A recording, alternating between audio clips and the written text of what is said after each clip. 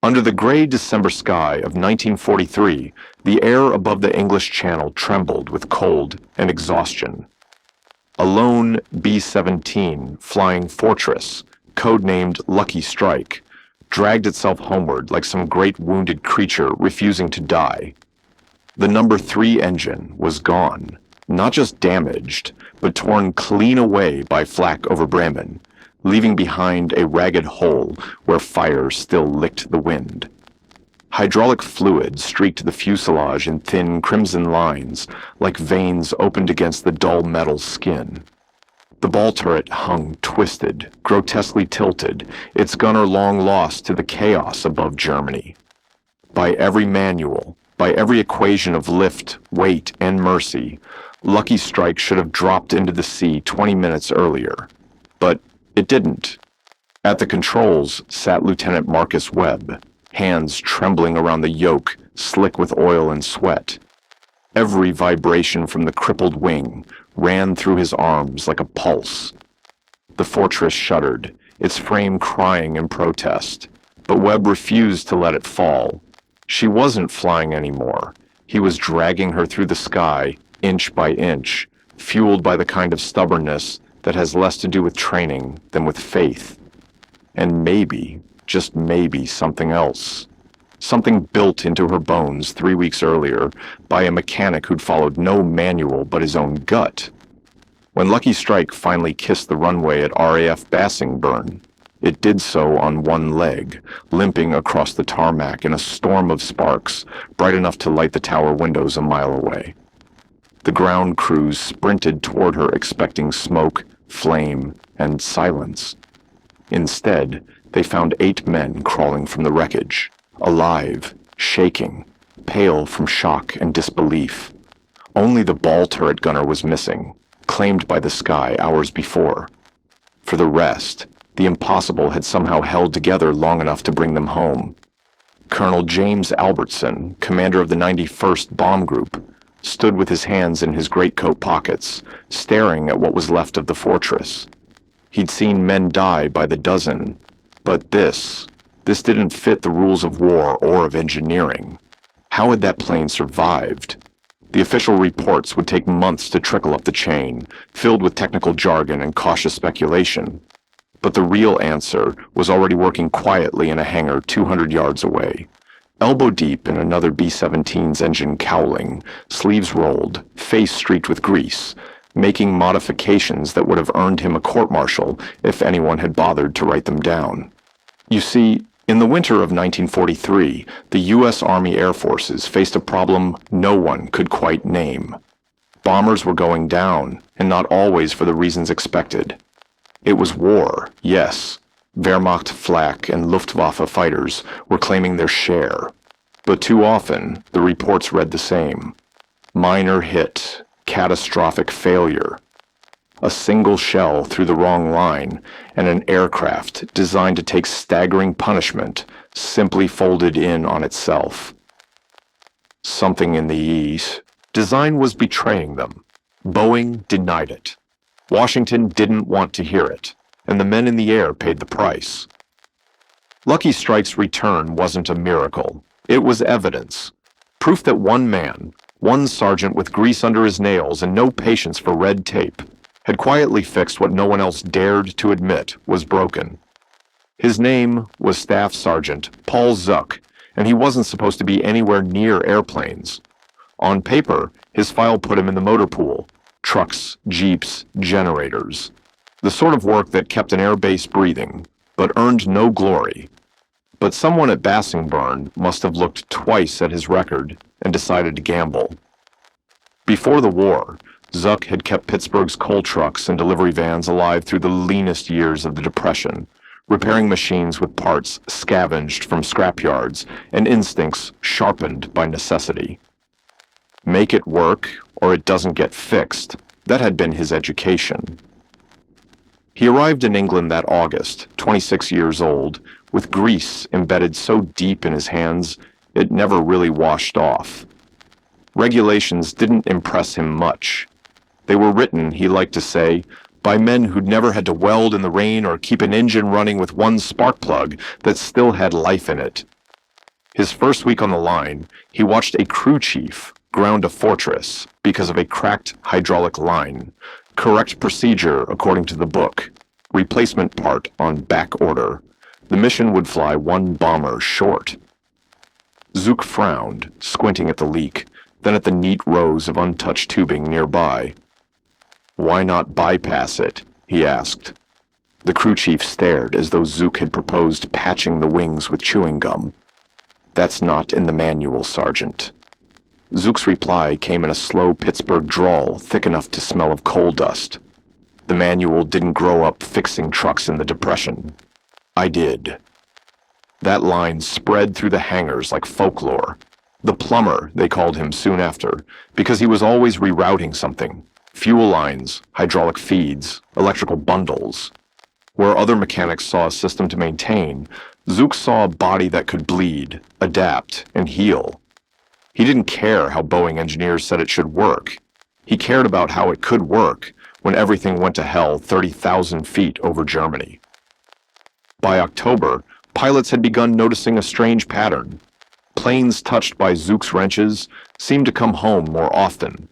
A fortress he'd serviced took shrapnel through its hydraulic bay and still managed a perfect wheels-down landing. Another limped back with its electrics half dead, but instruments alive just long enough to find base. Coincidence, the other mechanic said. Just luck. Zook didn't believe in luck. He believed in preparation, the kind born from expecting failure and refusing to accept it as the end. Every evening after shift, long after most of the men had turned in, you could find him crouched beneath a wing with a flashlight between his teeth. The sound of his tools echoed in the cold hangar, a kind of metallic prayer. He'd reroute a line here, splice a wire there, building invisible redundancies that existed in no diagram. He wasn't fixing planes. He was rewriting their survival instinct. It was all unofficial, unapproved, and very likely illegal. When someone finally asked why he risked it, his answer was simple. "Those guys fly the missions. The least I can do is make sure the plane doesn't kill them on the way home." The B-17 had been sold to the American public as indestructible, a fortress of the sky.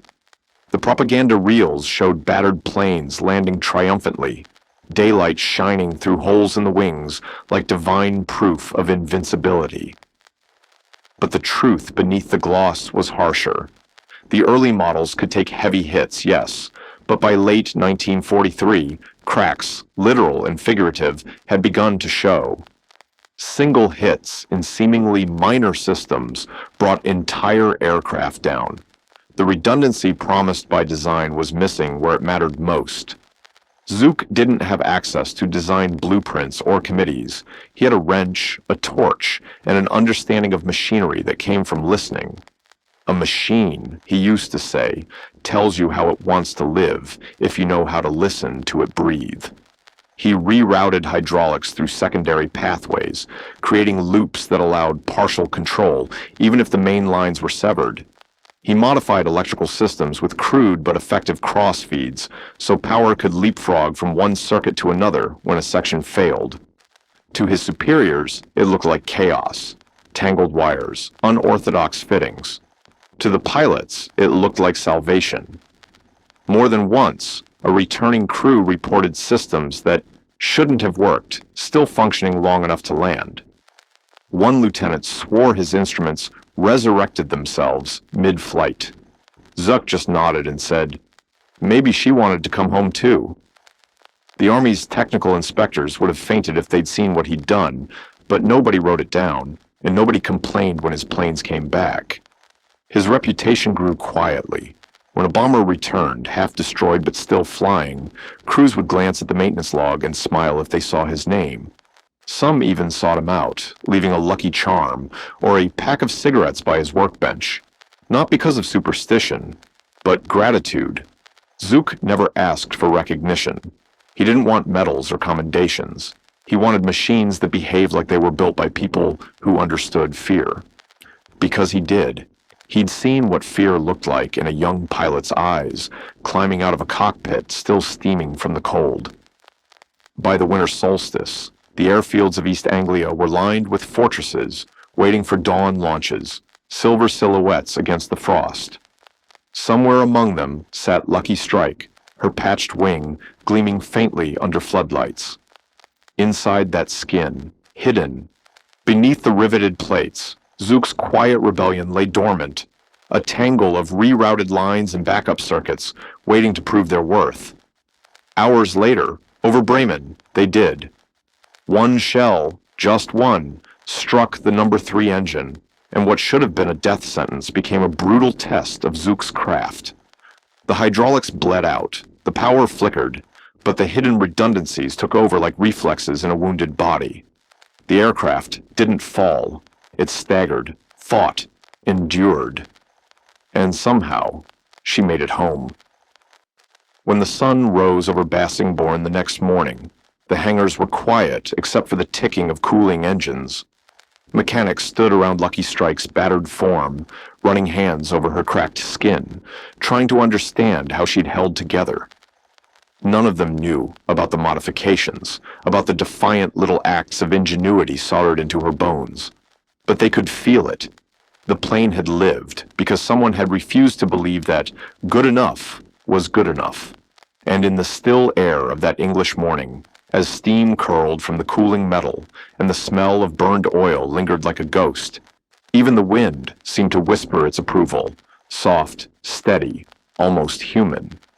One hit, just one in the wrong place, and a machine worth $200,000, carrying 10 men who'd memorized the rituals of survival, would spiral out of formation and vanish into the haze. The 8th Air Force was bleeding bombers at a rate of about 5% per mission by the fall of 1943. You didn't need to be a mathematician to understand what that meant. Every time a crew took off, their odds of surviving 25 missions, the magic number for rotation home, were essentially the flip of a coin. Heads, you lived to see another dawn. Tails, the sky kept you. Something was quietly killing B-17s that should have survived. The kind of failures that didn't come from a burst of cannon fire or a catastrophic explosion, but from small, hidden flaws, technical, invisible, waiting to betray a crew when they needed their aircraft most. It wasn't the Luftwaffe doing it. It was the airplane itself. And it took men like Zook, the ones who stayed behind when the runways emptied, to figure out why. They learned by looking at wrecks dragged back from the channel, metal twisted like paper, hoses cut open like veins. What they saw beneath the shrapnel and soot was a single word spelled out in bent steel: hydraulics. The B-17's hydraulic system was the silent pulse of the plane. It controlled the landing gear, the brakes, the wing flaps, and the turrets that kept fighters at bay. Everything that mattered when survival depended on seconds and coordination. Boeing's engineers had designed it to be efficient, a masterpiece of tidy routing, all the lines bundled neatly through the fuselage, logical, compact, easy to maintain. Perfect for peacetime, when you could trust order to mean safety. But efficiency has a price. It means concentration. And in war, concentration means vulnerability. A single fragment of flak, 6 inches of wrong place, wrong time, and those clean, perfect lines could all fail at once. No hydraulics, no landing gear, no brakes, no flaps to slow the descent. You could have 3 engines running smooth, wings intact, crew unhurt. And still, when the wheels refused to come down, your fortress would scrape its belly on the tarmac, sparks blooming beneath the fuselage like fireflies, before becoming something much worse. In that moment, every design flaw became a verdict. The fuel system had its own cruel logic. The B-17 carried nearly 2,800 gallons of high-octane aviation fuel, 9 tanks in total, 5 in the wings, 4 inside the fuselage. The design was sensible, on paper. Fuel flowed from the outer tanks inward, keeping the plane balanced as it burned through its reserves. But the fuel lines ran through the very sections most exposed to German fighter attacks. The beam approaches, 3 o'clock and 9 o'clock, where cannon fire traced deadly arcs through aluminum skin. A single 20mm round through those lines didn't just puncture a tank. It turned the air inside the fuselage into a vapor trap, a space where temperature, oxygen, and raw aviation fuel could conspire to ignite without warning. Zook had started noticing something in the wreckage that the reports from Boeing had missed. When he opened the remains of bombers brought back in pieces, there was a pattern: fuel contamination, ruptured lines, air pockets in places no engineer had predicted.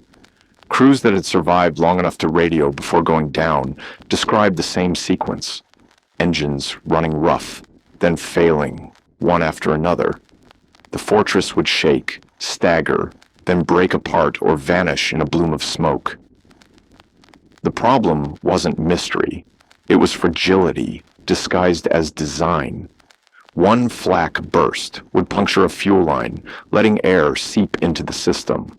The fuel pumps would keep pulling, desperate to feed the engines, until they sucked vapor instead of liquid. The engines would choke, coughing themselves to silence. And then the bomber, still whole, still strong, would begin its long fall, undone not by enemy fire, but by its own perfection. Boeing had built a plane that worked beautifully when the world made sense. But over Germany, the world didn't make sense anymore. The cold was enough to freeze your eyelashes solid. The flak fields over the Ruhr glowed with burning steel. Every part of a machine had to assume it would be hit and still find a way to function. That's what survival meant.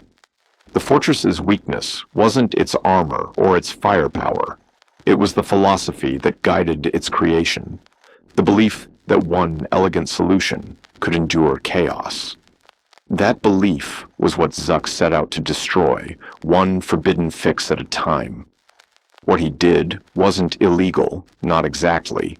It was something worse, unauthorized, to alter the hydraulic or fuel systems of an operational sea. Bomber without official clearance meant gambling with your career, your reputation, and maybe your freedom. If one of his modified planes crashed and investigators found evidence of his improvements, Zook wouldn't just be reprimanded, he'd be court-martialed for negligent homicide. But the logic that governed his decisions wasn't military, it was moral. He'd done the math in his head. If he did nothing, they'd keep dying. If he tried, at least some might live. So he began where the problem began, with the hydraulics. Boeing's manuals demanded precision, order, the neat routing of a single pressurized system. Zook saw a trap. He took that beautiful, streamlined design and made it ugly, redundant, a plumber's nightmare of rerouted lines, bypass valves, and improvised reinforcements. If the primary veins failed, the secondary would take over. He scavenged his materials from the graveyard of broken aircraft at the edge of the base. The salvage yard smelled of oil, frost, and finality. Rows of stripped-down fortresses sat like carcasses, their metal skin dull under the overcast English sky. Zook walked among them with a mechanic's reverence, cutting out lengths of hydraulic tubing that hadn't been ruptured, checking for pressure strength with a hand pump he'd built himself out of spare fittings. When he found a good piece, he'd carry it back like a hunter bringing meat to camp. Piece by piece, he rebuilt the vanes of the B-17s under his care. He installed manual isolation valves, stolen, technically speaking, from damaged aircraft. He mounted them within arm's reach of the pilot's seat, marking each with small red tags that looked almost decorative. If the main hydraulic line went dead, all the pilot had to do was reach down, twist, and switch to the backup. It wasn't elegant. It added weight. It broke about 15 different regulations. But it worked. The difference it made could be measured in how the planes landed. Before, a belly landing meant fire, collapse, sometimes death. After Zook's ugly fixes, bombers began rolling in on their wheels again, bruised, limping, but upright. Then came the fuel system. Zook couldn't prevent bullets from hitting the tanks, but he could prevent one hole from killing an entire crew. He began installing crossover valves between the tank systems, using fuel petcocks meant for ground refueling operations. Officially, those valves were to be used only by ground crews, never in flight. But Zook mounted them where pilots could reach them mid-air and logged them under the vague heading of refueling system check valves. Technically true, but conveniently misleading. Now, if a line was ruptured, pilots could isolate the damaged tank and reroute the fuel directly from intact ones to whichever engine still drew breath. What had once been a death spiral became a manageable problem. Crews stopped reporting the sudden chain failure of engines. Instead, they came home with patched wings and half-empty tanks, but alive. His most brilliant modification, though, involved electricity. The B-17's power grid was like a nervous system. One main bus powered everything: instruments, radios, guns, lights. Lose that, and the crew flew blind and defenseless. Zook built a shadow system, a secret network of yellow insulated cables running from the auxiliary generator straight to critical components. He hid them inside existing wiring harnesses so well that even inspectors wouldn't notice unless they traced them by hand. He didn't just think like a mechanic, he thought like a survivor. His goal wasn't to keep the plane pretty, it was to make it impossible to kill. By early 1944, 17 aircraft in the 351st Bomb Group carried his fingerprints. No one had ordered the work. No one documented it. He did it at night, when the hangars were quiet and the air outside was sharp with frost. The other mechanics might glance over, see him half buried in a wing or fuselage, and keep walking. It was easier not to ask questions. The results, though, they couldn't be ignored. Planes Zook had touched came back more often than they didn't. Crews began to notice. They didn't talk about it much, not officially, but there were whispers. Check the maintenance log, some would say before takeoff. See if Zook had his hands on this one. When his name appeared, a kind of cautious relief rippled through the crew. Maybe it was superstition. Maybe it was faith.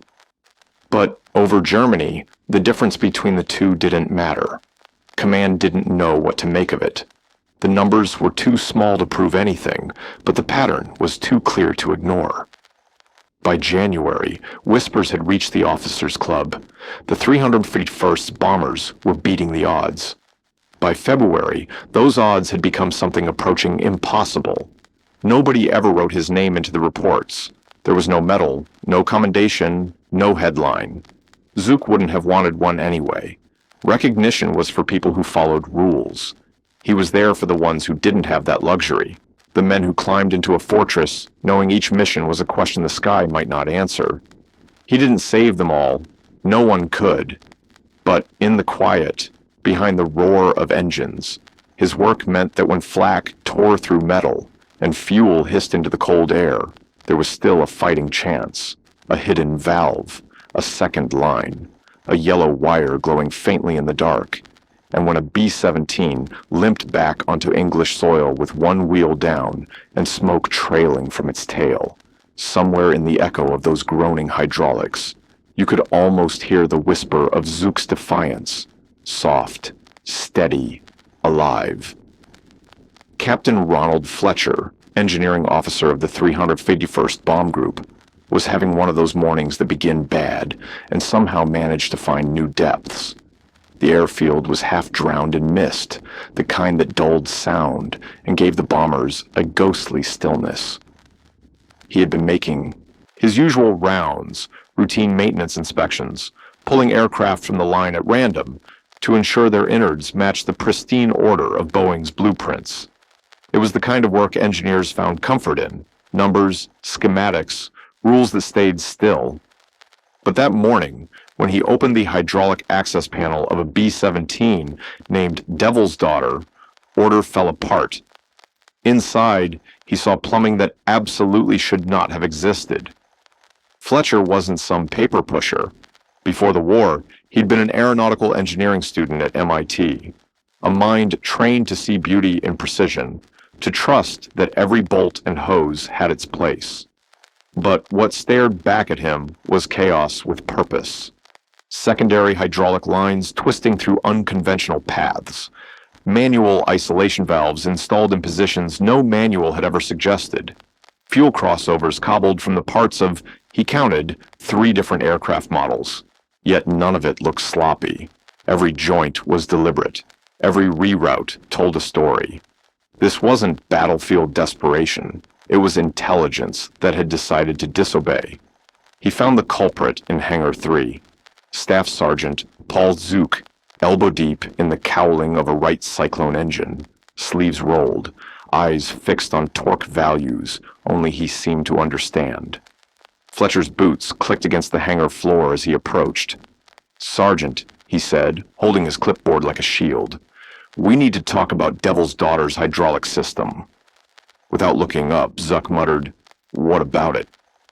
Fletcher's tone hardened. "What about the 40 feet of unauthorized hydraulic line routed through non-standard channels with manually operated valves that don't exist in any technical order?" Zook finally looked up, setting his wrench aside. He wiped his hands on a rag so stained it might as well have been part of the machine. Then he gave Fletcher a look that was half tired, half defiant. The kind of look that says, "I've had this argument before and I've already won it once." "You want the official answer," Zuck said slowly, "or the real one?" "Both," Fletcher replied. "Start with how long you've been doing this, and how many aircraft are affected." Zuck didn't hesitate. 17. That number hit Fletcher like turbulence. 17 active bombers, each carrying undocumented modifications to their primary flight systems. His mind began to race through regulations, through the pages of military procedure he'd memorized like gospel. What Zook had done wasn't just against protocol. It was enough to court-martial half a command chain. Fletcher could already imagine the headlines, the tribunal reports, the quiet career deaths. But habit gave way to curiosity, and curiosity gave way to something else, a question. Have any of those 17 aircraft experienced hydraulic failure? Zook reached into his coveralls and pulled out a small grease-stained notebook, its pages soft from handling, corners blackened by oil. 3, he said. 3 took flak hits straight through the main hydraulic lines. All 3 came home on the backup system. Devil's Daughter herself took an 88mm over Frankfurt, lost the primary line completely. The pilot didn't even know he was flying on the backup until I showed him the hole afterward. Fletcher stared at him, doing the math quietly. 3 catastrophic hits, 0 losses. Statistically, at least 2 of those planes should have been scrap, but they weren't. They were alive. And that realization, heavy as steel, began to shift something in his mind. By noon, Fletcher had gone straight to Colonel James Albertson, the same officer who'd watched Lucky Strike skid across the runway 2 months earlier and lived to tell the tale. By 2 in the afternoon, Albertson was in Hangar 3, sleeves rolled, crawling under a bomber to inspect the lines himself, while Fletcher narrated the technical details. By 4, the hangar had turned into a war council. The question wasn't whether Zook was guilty. It was whether guilt and genius had, for once, become the same thing. Major Henry Watkins from the 8th Air Force Engineering Staff arrived 3 days later, February 10, 1944. His orders were simple: investigate, document, and, if necessary, dismantle. Watkins was a man who believed in procedure, the kind who measured his words and expected others to measure theirs. He spent 3 days at Bassingbourn, crawling through Zook's modified aircraft, photographing each bypass, tracing each fuel reroute, interviewing pilots who swore their lives had been bought by valves they weren't supposed to touch. When his preliminary report was filed on February 13th, there was one paragraph, short, cautious, that would end up saving Zuck's career.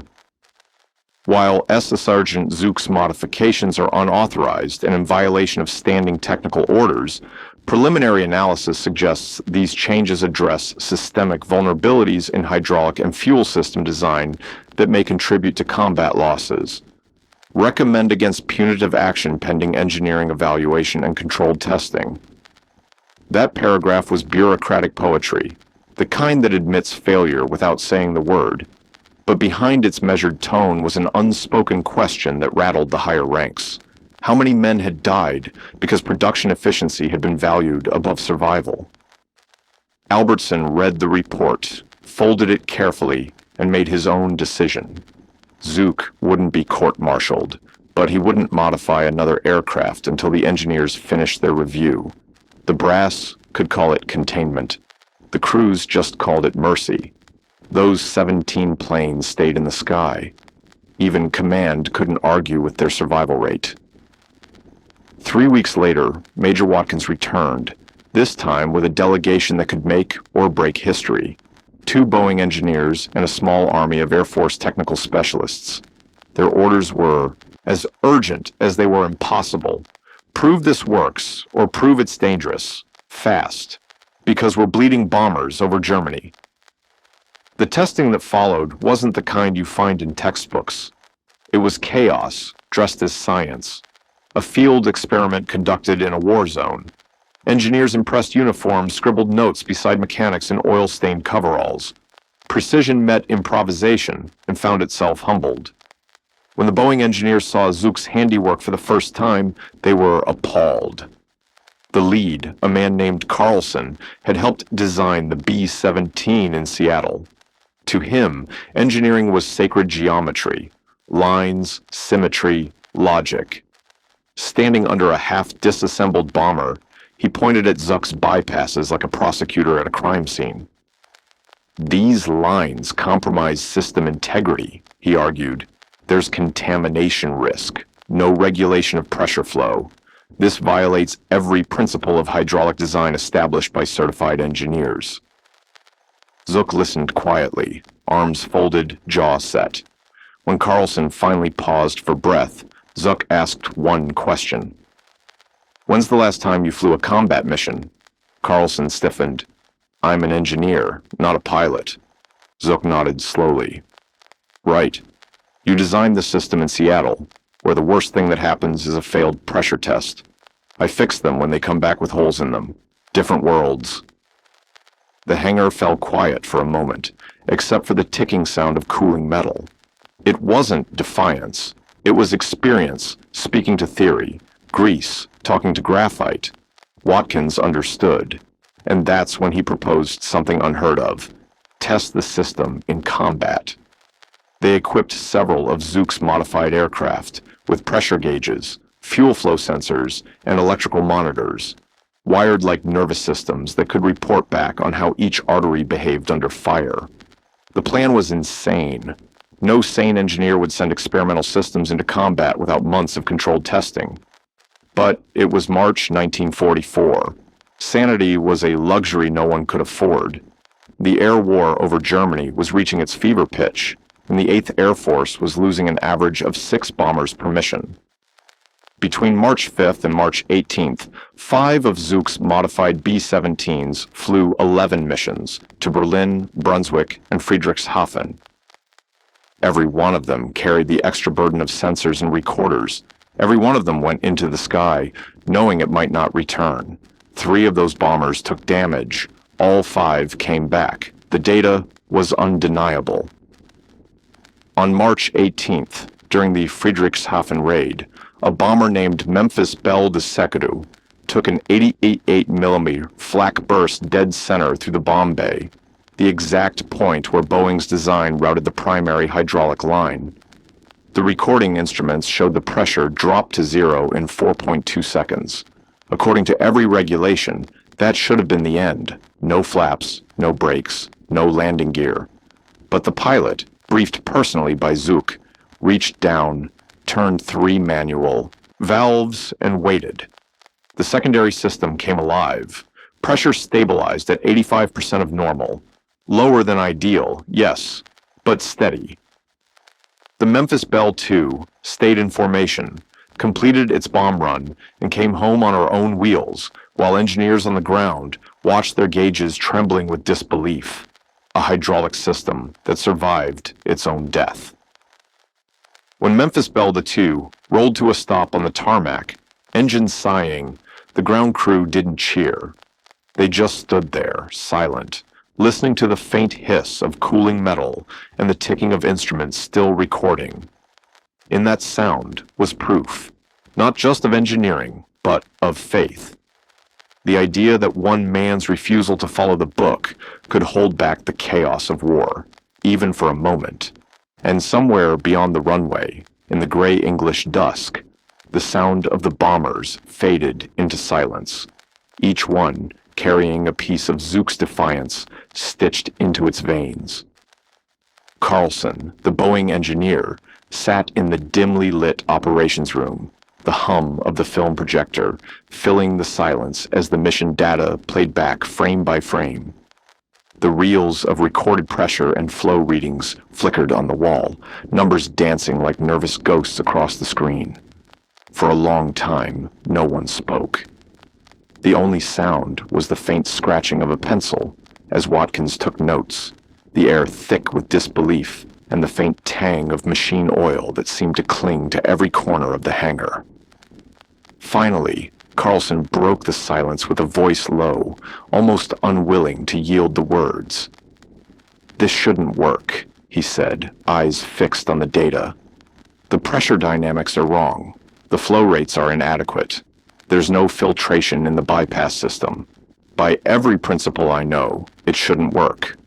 He paused, rubbing the bridge of his nose, as if trying to reconcile logic with reality.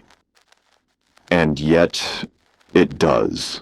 I don't understand why, but it does." From the back of the room, Zook spoke quietly, his tone carrying the weight of a man who'd already accepted the chaos of the world and decided to build within it. "It works because I designed it to work when everything's already gone to hell," he said. "Your system works great until it doesn't. Mine works badly all the time, but it keeps working." There was a ripple of quiet laughter in the room, but not at his expense. The kind that comes from exhausted respect, the sound of men realizing they were witnessing something rare, simplicity born from necessity. The testing phase produced 47 pages of hard data, 11 mission reports, and one conclusion that even the brass couldn't deny. Zook's modifications increased system survivability without compromising performance. In official language, it meant the aircraft were safer. In human terms, it meant more men were coming home. On March 22nd, Major Watkins filed his final report. His recommendation was simple yet revolutionary: authorize field modification based on Zook's design and begin training mechanics across all 8th Air Force groups. It was the kind of document that would ripple across every airfield in England, though none of the men signing it realized how far those ripples would spread. By April 1944, while the Pentagon argued over procurement procedures and Boeing negotiated retrofit contracts that would take months to appear, something quieter, something more human, was already underway across East Anglia. Mechanics were talking. And when mechanics talk, it's never about memos or policy. It's about what works when the bullets start flying.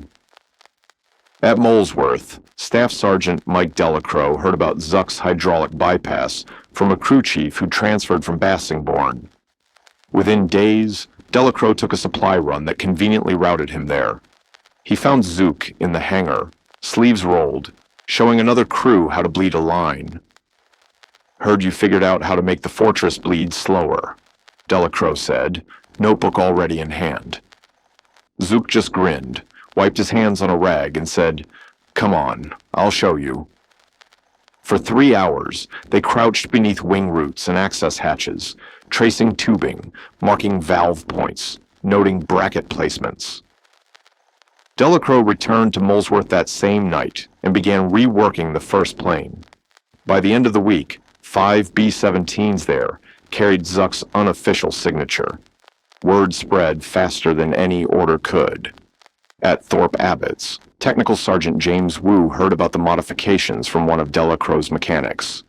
Within 10 days, the 100th Bomb Group, the Bloody 100th, known for its staggering losses, was working double shifts to retrofit every operational aircraft. They didn't wait for authorization. They didn't ask permission. They had buried too many friends to care about signatures. What began as a secret between mechanics became a quiet movement. a grassroots rebellion wrapped in grease and steel. While Washington debated policy, the men with wrenches were rewriting survival itself. At Kimballton, Master Sergeant Robert Chen began keeping statistics on his own, a habit born of curiosity and loss. In March, before any modifications, the 379th Bomb Group had a 14% mission abort rate due to mechanical failure. By late April, with just a dozen aircraft running Zook's system, the number fell to 6%. In his personal logbook, Chen recorded something even more compelling. Bombers with the modifications that took damage were 3 times more likely to make it back than those without. The math was cold, but the meaning wasn't.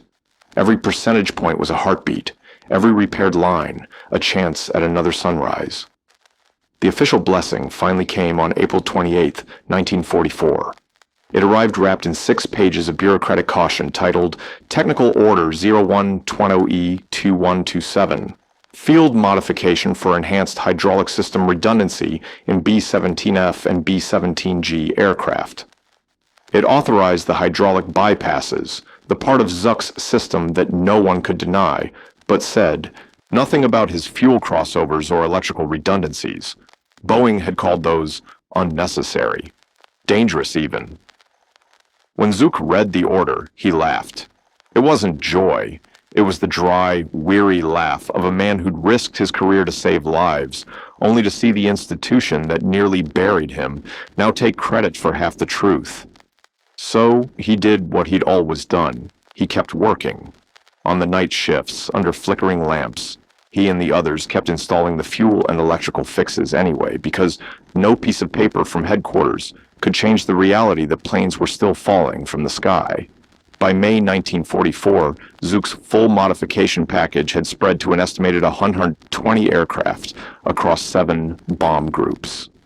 Officially, only 41 of those were documented.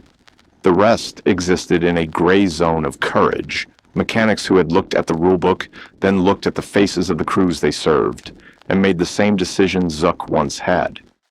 Better to ask forgiveness than permission when lives are on the line. And the numbers began to speak.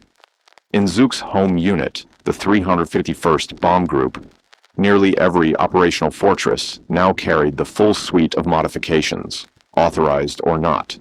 Their loss rate that May was 2.1%. The 8th Air Force average stood at 3.8%. On paper, that might not sound like much, but across thousands of sorties, it meant dozens of crews, hundreds of men, returning instead of vanishing into the cold gray sea. Colonel Albertson, ever the pragmatist, saw what those numbers really meant. He invited a statistical team from 8th Air Force headquarters to Bassingbourn in June, laying bare every secret, every diagram, every improvised valve. It was a gamble, career suicide if the brass chose to see mutiny instead of innovation.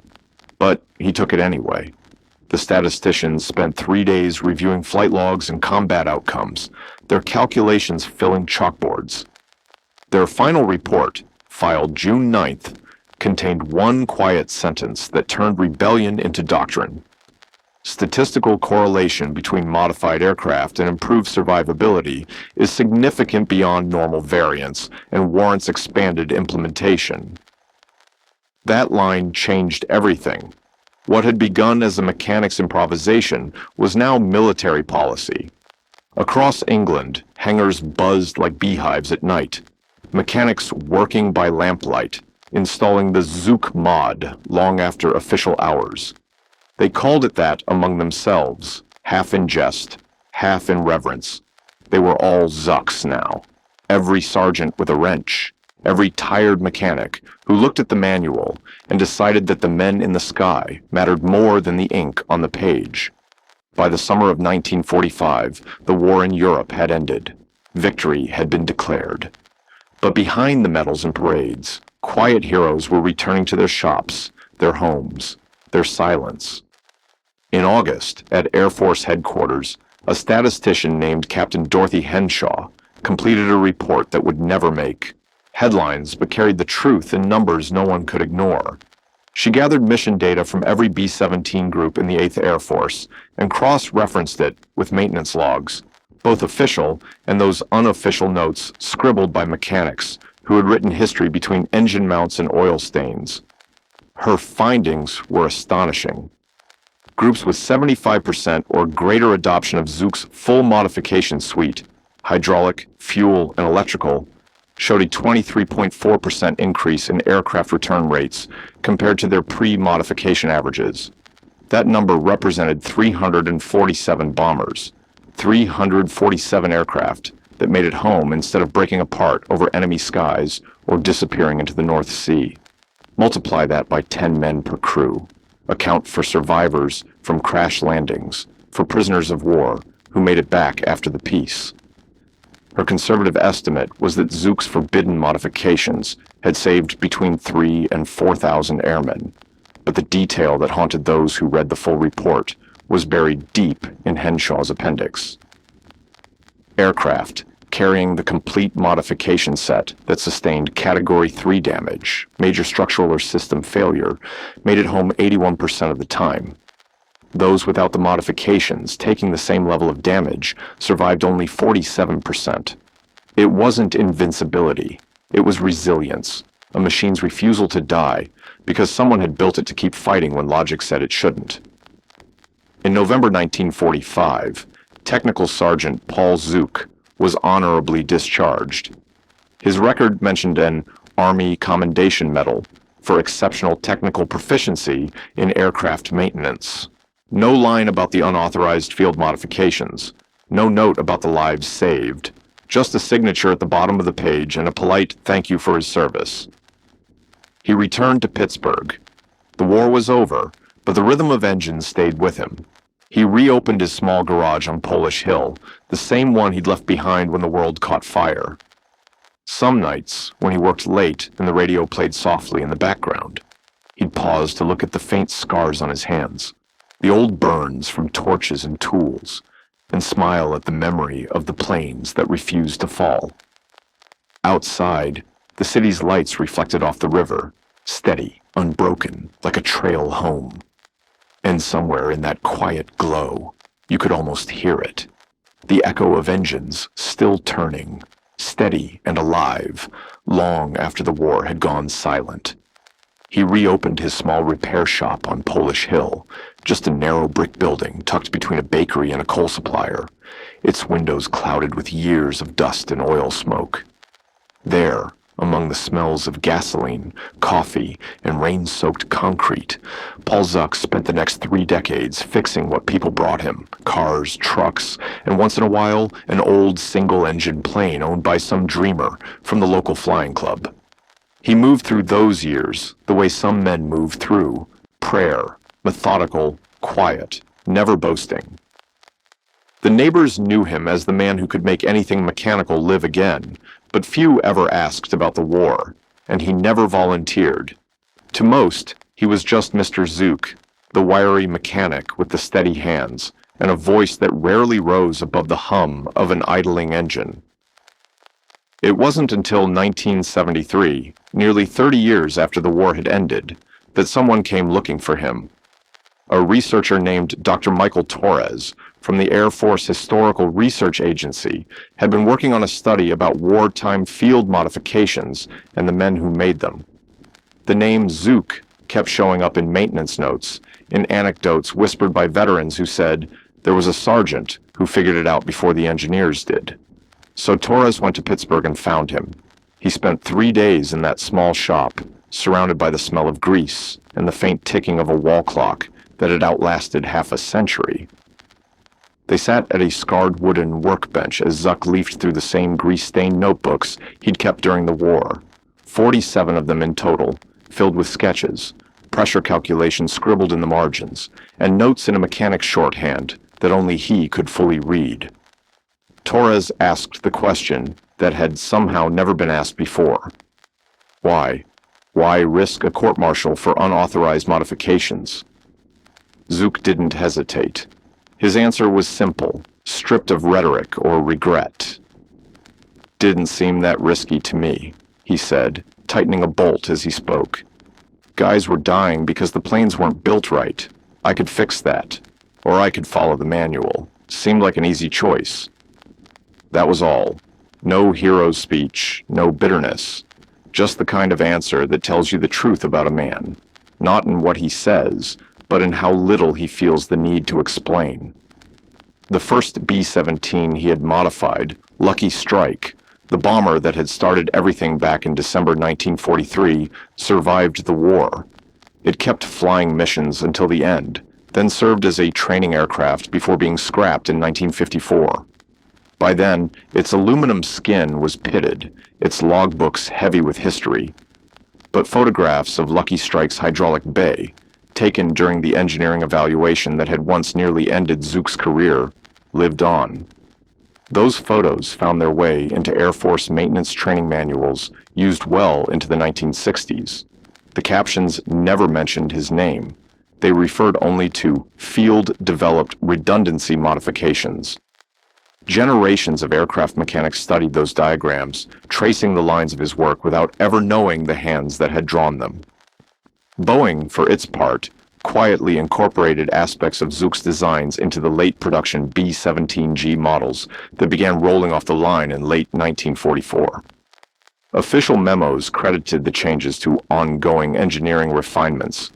There was no mention of a sergeant from Pennsylvania who'd spent his nights scavenging tubing from wrecked planes. The company's archives later framed it as part of the natural evolution of design. But those who'd been there, the pilots, the crew chiefs, the men who'd come home on patched-up fortresses, knew better. They remembered the difference between theory and survival, the lessons carried forward. The post-war B-29 Superfortress and B-50 programs incorporated redundant hydraulic and fuel systems as standard design features, no longer field improvisations, but official doctrine. Lessons learned in blood, one engineer reportedly called them during a design review in Seattle. Those lessons, born in the cold skies over Germany, would echo through every bomber and transport aircraft that followed, shaping how engineers thought about survivability, redundancy, and the simple fact that machines, like people, should be built to endure failure, not just avoid it. When Zook died in 1989, at the age of 72, his obituary in the Pittsburgh Post-Gazette was modest. It mentioned that he had been a veteran, that he had run Zook's auto repair for 4 decades, and that he was survived by his sister in Ohio and a shop dog named Rex. There was no mention of B-17s, no hint of how his midnight repairs had rippled across continents and saved thousands of lives. Just a few lines in the back pages of the paper, between wedding announcements and weather reports. After his death, his family boxed up the notebooks, the same ones Torres had once pored over, and donated them to the Air Force Museum in Dayton. They rest there still, in the research archives, available to anyone who asks. 47 notebooks. Their pages yellowed, the pencil marks faded but legible. Inside are pressure charts, drawn with the precision of a draftsman, hand-sketched valves and circuit diagrams, and margin notes like whispered thoughts, fragments of a conversation between a man and the machines he loved. Together, they form an unspoken memoir, not of battles or victories, but of persistence. If you were to hold one of those notebooks today, you'd see more than ink and smudged fingerprints. You'd see the mind of a man who refused to accept that something couldn't be fixed. You'd see the story of how a mechanic's rebellion against paperwork became a doctrine of survival. The pages are lined with arithmetic that looks like poetry, the kind that comes from someone who understood both the fragility and the stubborn endurance of machines, and of men. In the end, the forbidden trick became standard practice. The Maverick became the model. The nameless grease-stained sergeant became a silent architect of a design philosophy that would outlive him, build systems to fail safely, because failure is inevitable when the world turns to war. There's a quiet kind of justice in that. His name may not be in the manuals, but his fingerprints are, hidden in the routing of a line, the position of a valve, the logic of redundancy. Every aircraft mechanic who ever reached for a backup system and felt it hold Every pilot who landed with half his hydraulics gone, but the wheels still down, was touched by that same stubborn wisdom. And perhaps that's enough. Not glory, not fame, just the quiet satisfaction that what you built worked when it mattered most. Today, somewhere in the dim light of the Air Force Museum's archive room, a researcher might open one of those old notebooks and see Zook's name scrawled on the cover in fading pencil. The paper will rustle softly, like the sound of an engine idling far away. And for a brief moment, it will feel as though the past exhales, oil, paper, metal, and memory mingling in the air. The story of Paul Zook doesn't end with a medal or a headline. It ends the way most true things do, in silence, in the small act of a man doing his job well, long after anyone was watching. Outside, in Pittsburgh, the streets of Polish Hill are quiet now.